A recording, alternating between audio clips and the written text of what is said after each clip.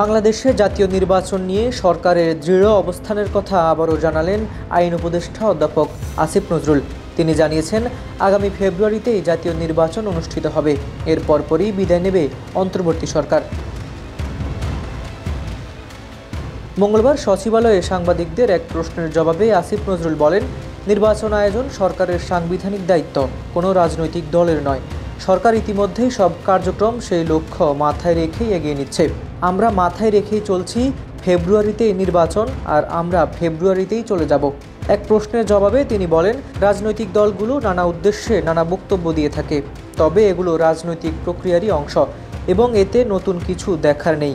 বাংলাদেশে ট্র্যাডিশনালি এসব রাজনৈতিক কথাবার্তা হতো, এখনও ঠিক সেভাবেই চলছে। আইন উপদেষ্টা আরও বলেন, সরকারের পক্ষ থেকে নির্বাচনের বিষয়ে কোনো ধরনের পিছিয়ে আসার চিন্তা নেই।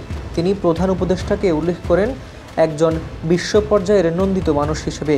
উনি নিজে ঘোষণা করেছেন, আর তার সেই ঘোষণা থেকে আমরা এক বিন্দুও পিছিয়ে আসছি না।